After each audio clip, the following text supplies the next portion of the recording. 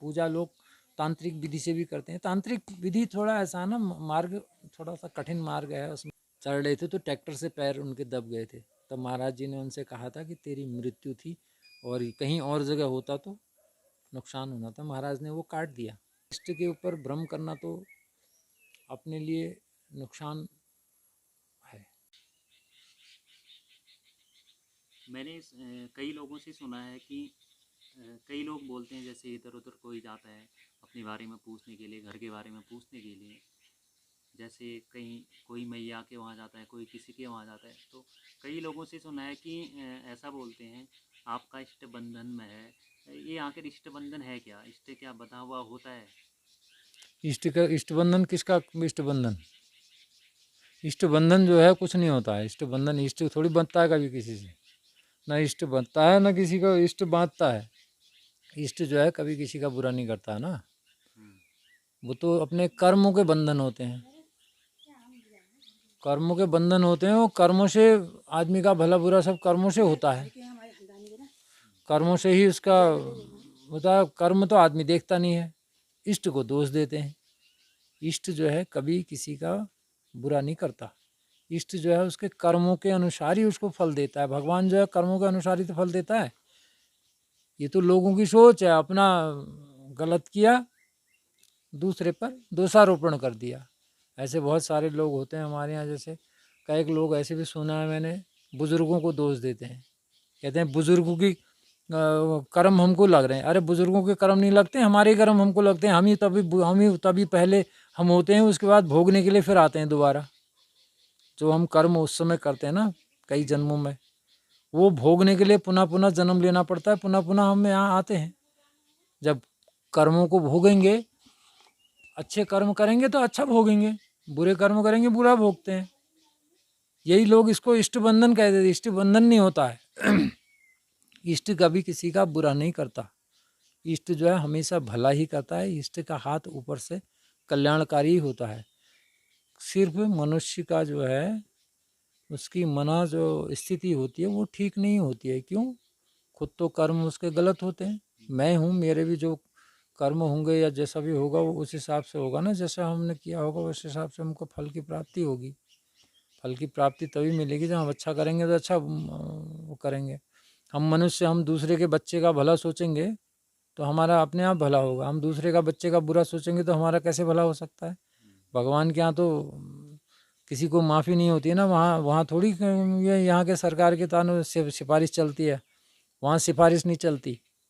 वहाँ तो जो कर्म करेगा, जो सही करेगा वही प्राप्त होगा। बाकी लोगों के समझ में नहीं आती है बात। अब उस हिसाब से कई लोग ऐसा है भूत प्रेत पूजा करने लग जाते हैं। उससे नहीं बंधन नहीं कटते। अगर मान लीजिए कि प्रेत बाधा भी है या कोई गलत भी है, हमसे इंसान है, मनुष्य से गलती हो जाती है। गलती हो जाती है तो उसका सुधार के लिए भी भगवान का भजन ही है, भगवान की तपस्या ही है। भगवान का भजन करें और आगे की सोच अच्छी रखें, आगे को अच्छे काम करें, अच्छे विचार रखें। मन में कपट रखेंगे, छल कपट, तो कैसे होगा? जैसे आपने कहा कि बहुत लोग भूतों की भी पूजा करते हैं, हम्म। लेकिन वो भी कहीं ना कहीं हमारे पूर्वज ही रहे होंगे। अगर वो भूत योनि में, प्रेत योनि में हैं, तो क्या उनकी मुक्ति कैसे हो सकती है? ऐसा है ना, अगर हम उनको भूत बना के पूजेंगे, अपने पितृ की पूजा भगवान के रूप में करनी चाहिए, न कि प्रेत के रूप में। लोग क्या करते हैं ना, उनको भूत बना करके पूजा कर देते हैं, उनको प्रेत के रूप में पूजते हैं। जबकि प्रेत के रूप में अगर हम किसी को पूजेंगे तो उसकी मुक्ति नहीं हो सकती। उसकी मुक्ति नहीं होगी तो वो हमें कष्ट देगा। क्यों? कोई भी इंसान जो है प्रेत नहीं बनना चाहता है। जब प्रेत जो बनेगा तो वो दूसरे को कष्ट देगा। किस लिए देगा? कि मुझे मुक्ति चाहिए। का पहले कथा सुनिए तुम धुंधकारी वगैरह की। तो धुंधकारी की कथा में यही तो है। धुंधकारी ने जो है अपने मतलब उनके जो गोकर्ण थे, गोकर्ण को ज्ञान हुआ कि इसकी ये प्रेत योनि में है। अब प्रेत योनि में तो उसकी मुक्ति का साधन करा उन्होंने। पूजा करी, भगवान का भजन करा और भागवत कथा करी। भगवान के भजन से ही, भगवान की पूजा से ही, भगवान की कथाओं से ही प्रेत की मुक्ति हो सकती है। जैसे हम कोई भी, जैसे अंतिम जब संस्कार होता है ना मनुष्य का, अंतिम संस्कार में क्या होता है? भगवान का ही नाम तो लिया जाता है। भगवान की तो पूजा करते हैं। सब कुछ जो है, जो पीपल के वृक्ष में जल चढ़ाते हैं वो विष्णु स्वरूप मानते हैं, विष्णु स्वरूप विष्णु को जल चढ़ा के तभी तो उसकी मुक्ति मानी जाती है। मुक्ति का कारण ये है भगवान की पूजा। अब हम उसको प्रेत बना करके प्रेत के रूप में पूजा करने लग जाएंगे तो उसकी मुक्ति कहाँ से होगी? न उसकी मुक्ति होगी, न हमें शांति मिलेगी, न हमें सुख प्राप्त होगा, क्योंकि हम तो गलत मार्ग पर जा रहे हैं ना। प्रेत पूजा से कभी किसी का भला नहीं हो सकता। भला होगा भगवान की पूजा करने से, अपना भी और उस प्रेत की भी मुक्ति होगी और अपना भी पुण्य बढ़ेगा। अगर आप कथा करवाते हो भागवत कथा, तो क्या होगा, जितने हमारे पितर हैं उनको शांति मिलेगी, पितरों को, और शांति भी मिलेगी, साथ में उनको शांति मिलेगी, हमारा पुण्य बढ़ेगा। हमारा पुण्य बढ़ेगा तो हमारा आने वाला समय भी अच्छा होगा। वही हमारी संतान भी सीखेगी, वही हमारे बच्चे सीखेंगे। हम अच्छा काम करेंगे तो बच्चे सीखेंगे, हम गलत काम करेंगे तो बाद में आपस में वही, उनमें ही वैमनस्यता छा जाएगी, बच्चों में भी।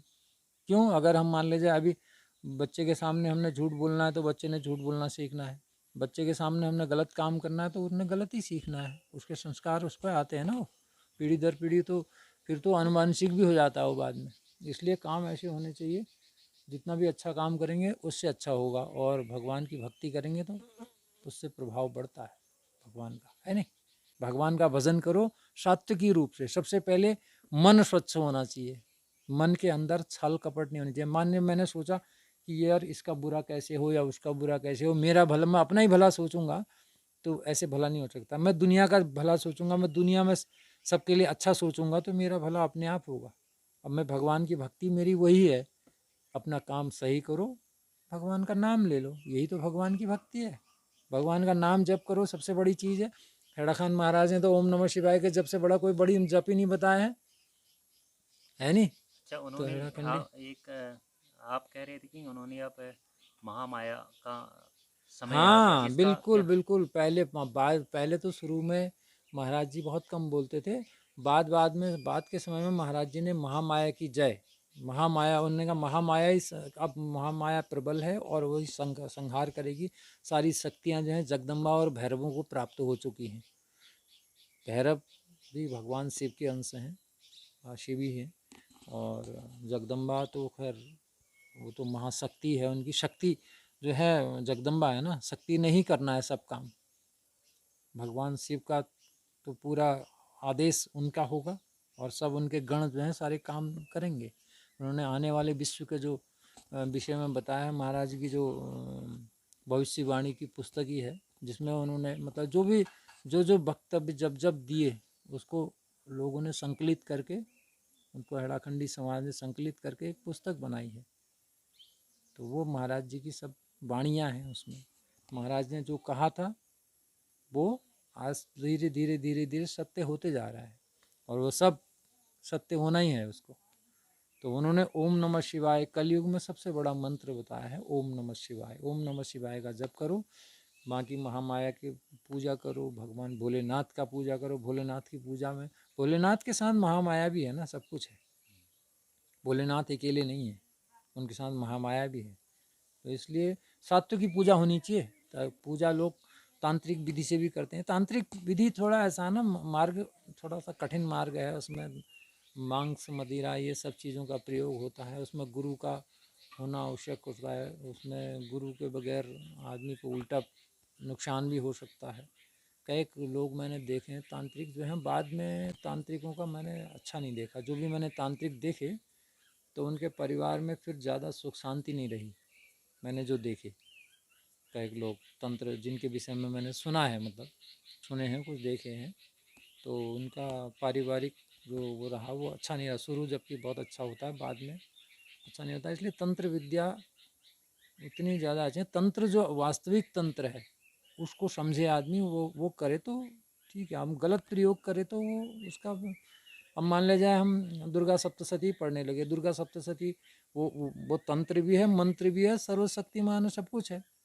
हम उसका अगर गलत प्रयोग करेंगे, गलत मार्ग के लिए प्रयोग करना चाहेंगे तो हमें पूरी विधि विधान से करना पड़ेगा, और जरा सी भी गलती होगा तो हमें नुकसान होगा उसका। इसलिए सात्विक रूप से हम जो भी होगा, हमें भगवान भी उसको अंत में हम मान ले जैसे पूजा करते हैं, जो भी कहते हैं, फिर बाद में क्षमा प्रार्थना करते हैं। इसीलिए करते हैं, हमसे जो भी गलती हुई क्षमा करना, तो क्षमा भी होती है उसमें। इसलिए भगवान का भजन सात्विक रूप से करना चाहिए।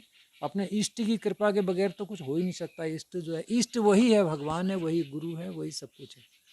बस उसकी पूजा करो। पूजा क्या है? कर्मयोग करना। जिसका जो मार्ग है, हेड़ाखान महाराज ने यही कह रखा है कि कर्मयोग करो। कर्म का मतलब कुछ भी कर्म आप जो कर रहे हो, जैसे पढ़ाई करने वाला विद्यार्थी बच्चा पढ़ाई करता है, मन में भगवान का ध्यान रखता है, भगवान को धारण किए रहता है, तो वही उसकी पूजा है, वही उसका कर्मयोग है। ऐसे किसान है, किसान हल जोतता है, खेती करता है, तो कर्म करते हुए भगवान का नाम जप करता है, तो वही उसके लिए श्रेष्ठ है। और दूसरे के प्रति द्वेष भाव, छल कपट, ये चीज़ नहीं होना चाहिए। जो निष्पाप, कहीं भी आप देखो किसी भी मनुष्य को, जो निष्पाप होता है उसकी वाणी भी सत्य होती है, वो आध्यात्मिक रूप से भी सही होता है। और जितने भी ज्योतिषमयी होते हैं, ज्योतिष में जो लोग आध्यात्मिक रूप से भक्ति भाव वाले होते हैं, सरल होते हैं, जितना सरल होगा उसकी वाणी में उतना ज़्यादा प्रभाव होता है।